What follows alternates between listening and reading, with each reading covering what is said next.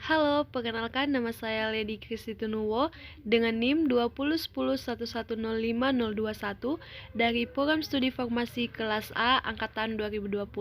Pada video kali ini saya akan membahas beberapa materi tentang biostatistik. Materi yang akan saya bahas pada video kali ini yaitu tentang statistika deskripsi yang meliputi modus, median, kuartil 1, kuartil 3, rata-rata, wilayah, jarak antar kuartil, ragam, serta yang kedua yaitu tentang sebaran normal. Yang pertama, mari kita bahas bersama apa itu modus. Nah, teman-teman, modus adalah data yang paling sering muncul atau yang mempunyai frekuensi paling tinggi. Suatu kumpulan data mungkin saja mempunyai modus lebih dari satu nilai. Mari sama-sama kita pelajari contoh soal berikut. Data nilai ujian biostatistik mahasiswa farmasi kelas A adalah sebagai berikut. Tentukan modus dari data di atas. Nah, teman-teman, dapat dilihat dari data ini bahwa nilai yang paling banyak muncul atau yang memiliki frekuensi paling besar adalah 80. Jadi modus dari data di atas adalah 80. Selanjutnya mari kita belajar tentang median. Nah, apa sih itu median? Jadi median adalah suatu nilai yang membagi dua sama banyak kumpulan data yang telah diurutkan. Jika datanya ganjil, maka median adalah data yang tepat berada di tengah-tengah. Tapi jika datanya genap, maka median adalah rata-rata dua data di posisi tengah. Agar lebih paham, mari sama-sama kita pelajari contoh soal berikut. Data nilai ujian biostatistik mahasiswa farmasi kelas A adalah sebagai berikut. Tentukan median dari data di atas. Langkah pertama yang harus kita lakukan adalah mengurutkan data dari yang terkecil ke terbesar seperti berikut. Selanjutnya, langkah kedua adalah kita menghitung median dengan menggunakan rumus Xn tambah 1 per 2. N di sini adalah banyaknya data. Jadi untuk median X 15 tambah 1 per 2. Kenapa 15? Karena jumlah datanya di sini adalah 15. Jadi nilai median adalah X8. Dari data yang telah diurutkan dapat dilihat bahwa yang menempati posisi X8 adalah 75. Jadi median dari data di atas adalah 75. Selanjutnya yaitu kuartil.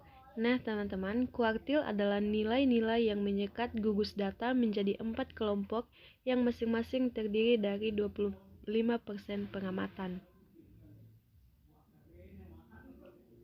Kuartil 1 adalah nilai data yang menyekat kumpulan data yang telah diurutkan, sehingga banyaknya data yang lebih kecil dari K1 adalah 25% dan lebih besar dari K1 sebesar 75%. Kuartil 3 adalah nilai data yang menyekat kumpulan data yang telah diurutkan, sehingga banyaknya data yang lebih kecil dari K3 adalah 75% dan lebih besar dari K3 sebesar 25%. Berikut contoh soal untuk kuartil 1 dan kuartil 3. Data nilai ujian biostatistik mahasiswa farmasi kelas A adalah sebagai berikut. Tentukan kuartil 1 dan kuartil 3 dari data di atas. Nah, langkah pertama yang harus kita lakukan yaitu mengurutkan data dari yang terkecil ke yang terbesar seperti berikut. Langkah selanjutnya untuk menghitung kuartil 1, kita menggunakan rumus Xn tambah 1 per 4. Di mana N ini adalah banyaknya data. Jadi untuk kuartil 1, X 15 tambah 1 per 4 diperoleh X4. Dilihat dari data yang setelah diurutkan, X4 di sini adalah 65. Jadi kuartil 1 dari data di atas adalah 65. Selanjutnya kita menghitung kuartil ketiga dengan menggunakan rumus X3N tambah 1 per 4. Diperoleh X12. Dilihat dari data yang telah diurutkan, X12 di sini adalah 80. Jadi kuartil 3 dari data di atas adalah 80. Berikutnya adalah rata-rata. Nah, rata-rata merupakan ukuran pemusatan data yang menimbang data menjadi dua kelompok data yang memiliki massa yang sama. Dengan kata lain, rata-rata merupakan titik keseimbangan massa dari segugus data. Untuk contoh soal menentukan rata-rata, dapat dilihat di sini ada data nilai ujian biostatistik mahasiswa farmasi kelas A. Tentukan rata-rata dari data tersebut. Untuk menghitung rata-rata, kita menggunakan rumus seperti yang tertulis dalam slide. Agar lebih mudah dipahami, bahasa sederhananya di sini untuk menghitung rata-rata adalah dengan menjumlahkan seluruh data lalu dibahagi dengan banyaknya data. Setelah seluruh data dijumlahkan, diperoleh hasil 1085 dibahagi dengan banyaknya data yaitu 15. Sehingga diperoleh hasil 72,3. Jadi rata-rata untuk data di atas adalah 72,3. Selanjutnya, wilayah atau range. Wilayah merupakan ukuran penyebaran data yang paling sederhana, yaitu dengan menghitung selisih pengamatan terbesar dengan pengamatan terkecil, dengan rumus W sama dengan X maksimum dikurang X minimum. Sebagai contoh, di sini ada data nilai ujian biostatistik mahasiswa farmasi kelas A sebagai berikut. Tentukan wilayah dari data di atas. Sesuai rumus yang telah dijelaskan tadi bahwa untuk menentukan wilayah adalah X maksimum dikurang X minimum. Untuk X maksimum dari data ini adalah 90. Untuk data minimumnya adalah 50. Jadi 90 dikurangi 50 yaitu 40. Jadi wilayah dari data di atas adalah 40. Selanjutnya yaitu jangkauan antar kuartil. Nah, jangkauan antar kuartil atau biasa disingkat JAK mengukur penyebaran 50% data di tengah-tengah setelah data diukur. Jangkauan antar kuartil dihitung dari selisih antara kuartil 3 dengan kuartil 1 atau dapat dirumuskan sebagai berikut. JAK sama dengan K3 dikurang K1. Selanjutnya contoh soal menentukan jangkauan antar kuartil dari data hasil nilai ujian biostatistik mahasiswa farmasi kelas A dengan menggunakan rumus kuartil 3 dikurang kuartil 1. Seperti materi sebelumnya kita telah menentukan kuartil 3 yaitu 80 dan kuartil 1 adalah 65. Jadi 80 dikurang 65 sama dengan 15. Jadi JAK dari data di atas adalah 15. Selanjutnya yaitu ragam.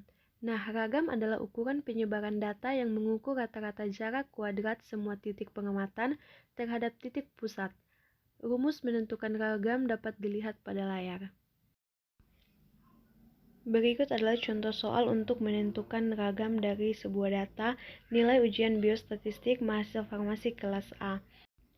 Pertama-tama kita hitung terlebih dahulu sigma XI di mana semua data kita jumlahkan sehingga diperoleh hasil 1085.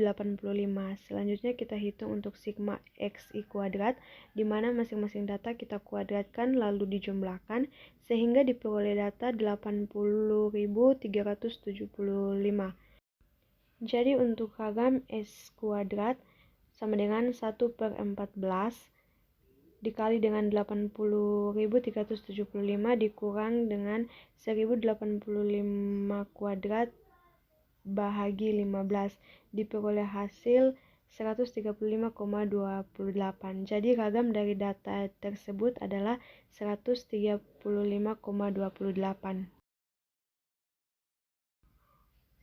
Yang terakhir yaitu tentang sebaran normal. Sebaran peluang kontinu yang paling penting dalam bidang statistika adalah sebaran normal. Grafiknya yang disebut kurva normal adalah kurva yang berbentuk genta.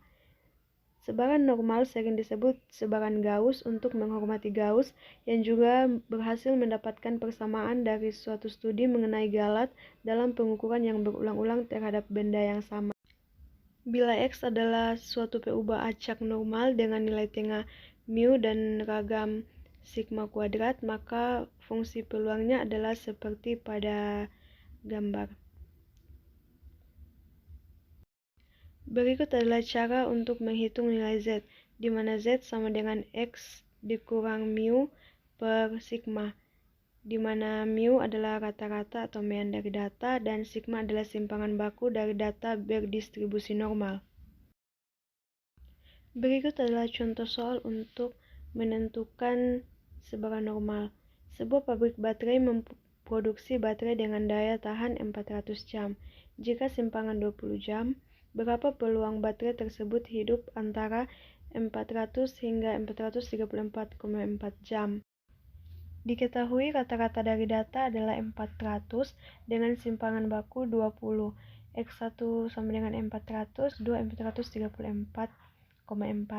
Ditanya di sini yaitu berapa peluang baterai tersebut hidup antara 400 hingga 434,4 jam. Nah, untuk menentukan nilai Z, digunakan rumus X dikurang rata-rata dari data dibahagi dengan simpangan baku. Untuk Z1 di sini adalah X1 dikurang rata-rata data dibahagi dengan simpangan baku, diperoleh hasil sama dengan 0. Untuk Z2, X2 dikurang rata-rata data dibahagi simpangan baku, diperoleh hasil 1,72.